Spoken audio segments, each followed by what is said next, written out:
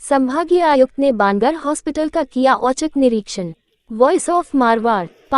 पाली संभाग मुख्यालय पर शनिवार को ज्वाइन करने के बाद संभागीय आयुक्त प्रतिभा सिंह आज सवेरे अचानक बानगढ़ हॉस्पिटल पहुंच गई और यहां का करीब 2 घंटे तक हॉस्पिटल परिसर और वार्डों का निरीक्षण किया। उन्होंने ऑपरेशन थिएटर और ब्लड बैंक के निरीक्षण के दौरान यहां की सफाई व्यवस्था और बिस्तरों पर गंदी चद्दरें देख नाराजगी जताते हुए सफाई व्यवस्था दुरुस्त करने के निर्देश देते हुए कहा कि उस सरकार की मंशा अनुरूप हॉस्पिटल में काम होने चाहिए, मरीजों को सुविधा मिलनी चाहिए। इस दौरान उन्होंने सख्त लहजे में कहा कि यदि अब भी यहां की व्यवस्थाओं में सुधार नहीं हुआ तो वे लिखित में कार्रवाई करेगी।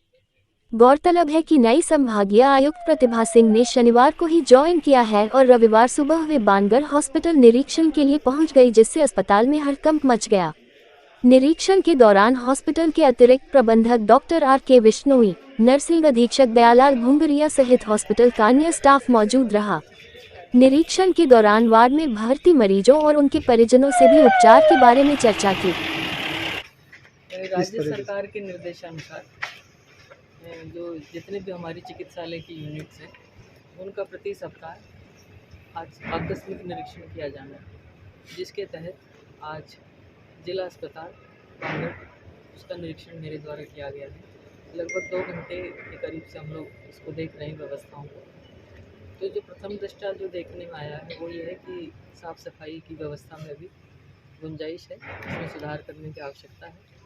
मेरे द्वारा लेबर रूम देखा गया है, ऑपरेशन थिएटर्स देखे गए हैं, वार्ड्स अलग अलग वार्ड्स में जाकर वार्ड्स में जो पेशेंट्स हैं उनसे बात की गई है और उनके जो परिजन हैं उनसे बात की गई है और जानकारी ली गई है कि क्या जो व्यवस्थाएं हैं अस्पताल की तरफ से, राज्य सरकार की तरफ से जो व्यवस्थाएं सुनिश्चित करने के निर्देश हैं, क्या उसके मुताबिक दवाइयाँ, इलाज उनको सही तरीके से मिल रहा है। मेरा ये मानना है कि अभी थोड़ी चीज़ों में गुंजाइश है, जिसको इस निरीक्षण के बाद में निर्देश दिए जाएंगे संबंधित को और उन व्यवस्थाओं में सुधार कराया जाएगा। दूसरी चीज़, हमने यहाँ उपस्थिति को चेक किया है कि उपस्थिति समय से हो रही है कि नहीं हो रही है। बायोमेट्रिक है अथवा रजिस्टर्स के माध्यम से ली जा रही है, दोनों ही तरह से उपस्थिति हो रही है, बायोमेट्रिक भी है और ऑफलाइन भी। रजिस्टर्स जो है वो हमने अपने पास लिए हैं अभी, तो हम उसका एक एवरेज निकाल लेंगे, उसको चेक कर लेंगे कि लगभग कितने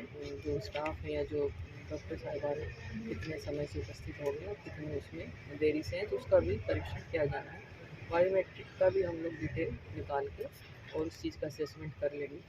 बाकी DDCs को भी मैंने 3 DDCs देखे हैं कि उनका जो मैकेनिज्म है दवा वितरण का वो क्या है, लगभग कितना समय लगता है।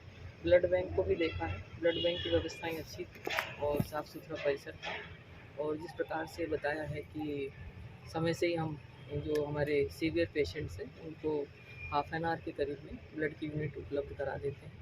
इसके अलावा जो लैब है उनकी व्यवस्थाएं देखी गई हैं। ये जानकारी अभी मैंने चाहिए है कि जो रिपोर्ट्स हैं क्या वो देरी से तो नहीं दी जा रही हैं, उसमें समय लगभग कितना लग रहा है।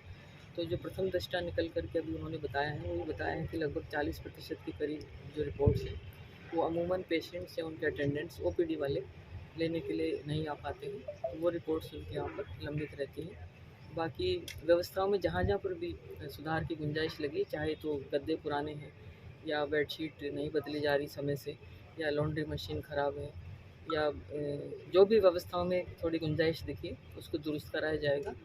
और इनका बायोमेडिकल वेस्ट का डिस्पोजल का सिस्टम भी मैंने देखा है, वो संतोषजनक सा लगा है कि प्रतिदिन जो बायोमेडिकल वेस्ट है उसका न केवल कलेक्शन टाइमली हो रहा है बल्कि उसको समय से यथास्थान भेजा भी जा रहा है।